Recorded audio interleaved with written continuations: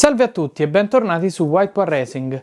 Quello che vedrete oggi è un video un po' strano, a cavallo tra la teoria e la pratica. Vedremo infatti come verificare e nel caso correggere l'allineamento tra statore e volano in un impianto di accensione aftermarket di tipo IDM.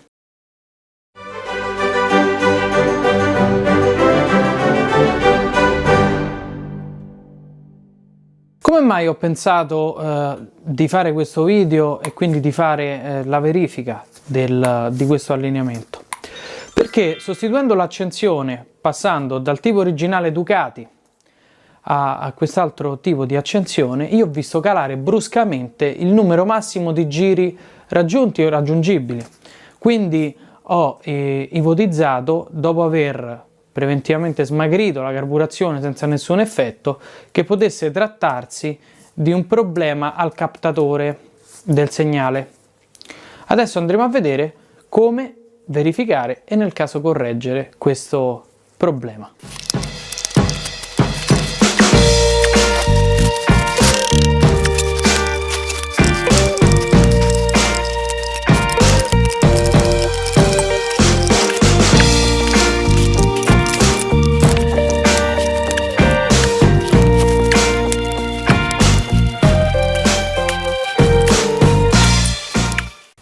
Abbiamo tolto dal motore coprivolano e ventola di raffreddamento. Adesso andremo a verificare con il calibro, semplicemente attraverso questo foro, la distanza che c'è tra la parte esterna del volano e la piastra, così poi da fare i riscontri per verificare l'allineamento.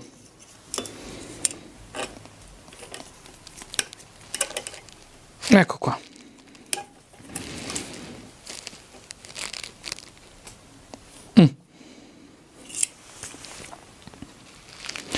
Abbiamo 45,5 mm. Adesso smontiamo il volano e facciamo la verifica.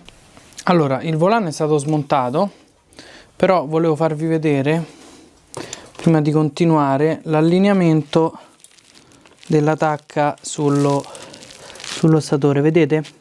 Questi erano i riferimenti originali.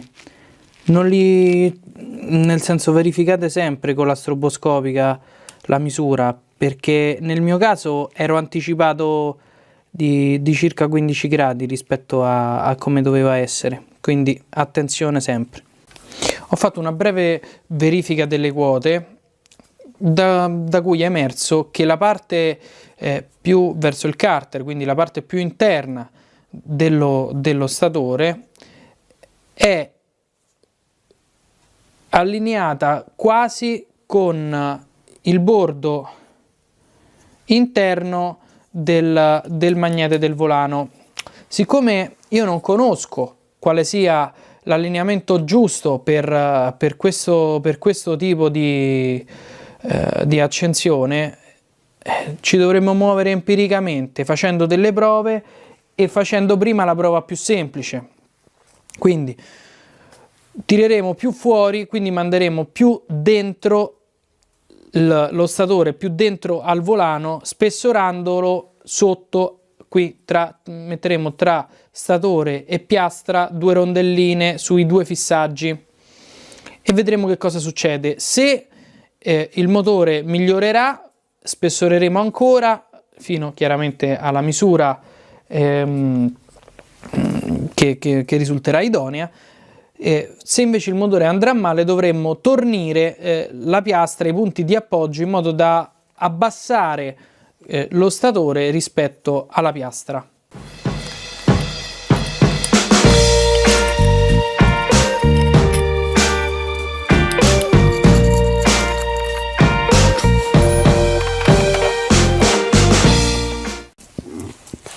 Visto che comunque dobbiamo fare le prove e momentaneamente non avevo quelle adatte, ho fabbricato 2 spessori da 1,6 mm da delle rondelle più grandi, però visto che comunque dovremo rintervenire qua, adesso proviamo così e vediamo che cosa succede.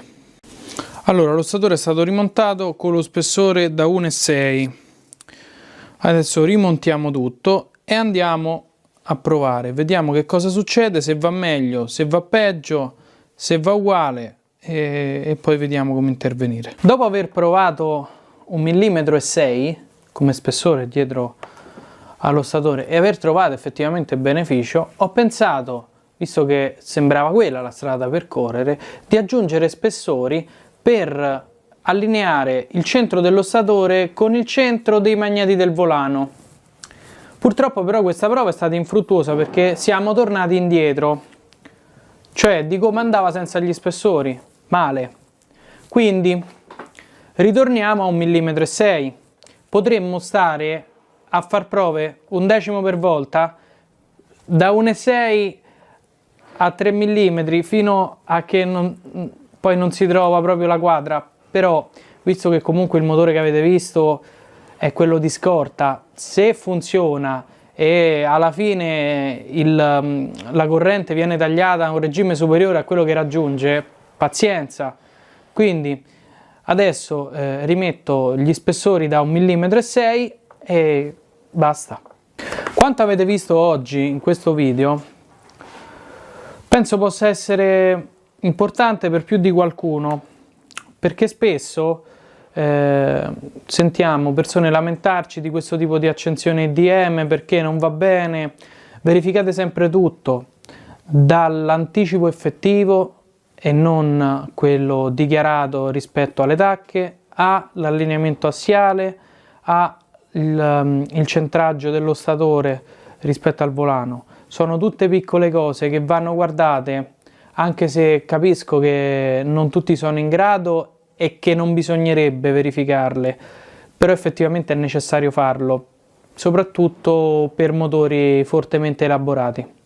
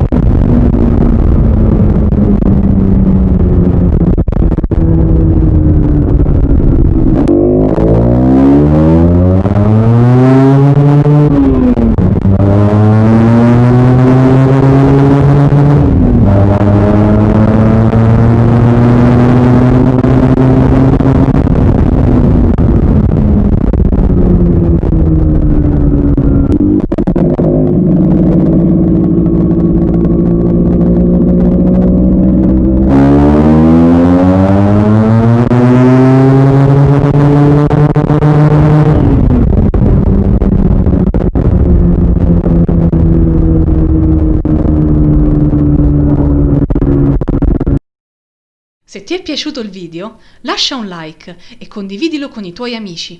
E ricorda, White War Racing non è un'officina, ma un'associazione sportiva dilettantistica che prepara motori solo a fini sportivi e solo ai propri associati.